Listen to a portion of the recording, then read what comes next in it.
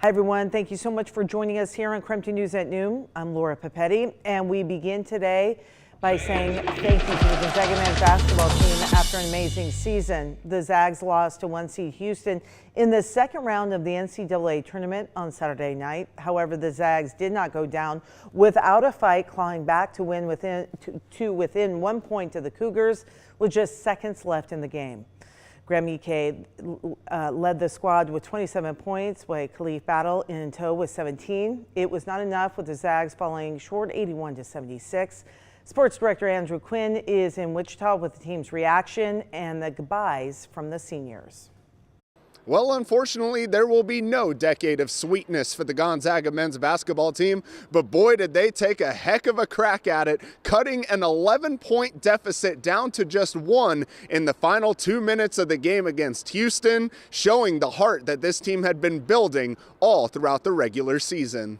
You know, we had some lessons learned, and that last 3 minutes, 4 minutes, we put all that in one and try to get come back, and it wasn't enough, but we fought so hard, and I'm proud of these guys for everything. I obviously didn't have it rolling. I obviously didn't have it going during the game. 0 for 2. Just couldn't get it going, I guess, you know, just giving up defensive, assignments there, but that's neither here or there. You know, the guys who was in the group towards the end, they really showed the fight. It was really impressive to show the heart that we had. This was a tight, together group, which found it very difficult to say goodbye to this senior class. They brought me in, welcomed me in with open arms. They didn't have to do that, man. They already had their stuff going on here, and they could have not wanted me to come, but they invited me. And also guys like Graham, Dusty, B-Huff, all those guys that came in with me for these 2 years have been super special, man. And like I said, relationships forever.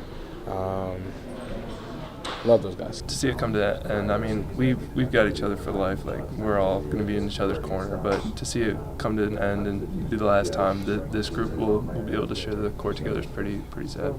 Just big credit to my guys, man, especially my senior group who has to leave after this. It's been a hell of a ride. It's been a pleasure. They've made me so much better, not only as a basketball player, but as a person. And just way of life, man. It's been special. I mean, this program has given me so much, on and off the court, that I can't thank them enough. This has been a blessing, to put this jersey on for the past 4.5 years. Hasn't sunk in yet that it's over, but it will soon, and it's gonna be a rough time for me. Well, you hear the emotion in the voice of Mr. Zag, Ben Gregg. Benny saying goodbye to the Gonzaga program after 4.5 great years in Spokane, as the March Madness journey for this year's Zag team ends in the round of 32 here in Wichita. For now, reporting at Intrust Bank Arena, Andrew Quinn, KREM 2 Sports. And with the Gonzaga men's second round loss behind him this afternoon, the question is, what comes next? They have 6 seniors listed on their roster, but no need to worry. The Zags learned that Emmanuel Innocente, whose minutes helped refocus the seniors in the last month of the season, Braden Huff, transitioned to a starting role and made an impact. He had 18 points in the NWCC championship and the NCAA first round game against Georgia. Looking at the bigger picture, this is the last season the Zags will play in the West Coast Conference. The school is set to join the Pac-12 in the summer of 2026 and will start conference competition in the 2026-27 season. And while the Gonzaga men hope for an upset this weekend, the Gonzaga women pulled off an upset in the WBIT tournament. The Zags took on 1 seed Colorado. GU's Yvonne Ejim and Allie Turner both had 15 points, winning the game 64-55. The team now moves on to the WBIT quarterfinals. I think just being able to come in here in this environment, kind of with like the crowd and the team, their pressure, and just being able to handle that, I think that gives us a little bit of confidence. Like, if you can come into Colorado and beat Colorado, that's big. So it's a commitment to them, but it also gives us a little boost of energy knowing that we can take on tough opponents. Gonzaga traveling to take on 2 seed Minnesota this Thursday at 5 o'clock. Also, the Washington State women are set to host the second round of the WNIT tournament after receiving a first round bye. They will take on Utah Valley, who knocked off Air Force on Saturday. Tara Wallach gets one more chance to take the floor as a Coug. Today's game tips off at 6 o'clock, and we will bring you the highlights, of course, tonight on KREM 2 News at 10. And the Washington State men will also start playing in their postseason. The Cougs will play in the newly created College Basketball Crown Tournament in Vegas. Next week, they will take on Georgetown at 8 o'clock in the evening.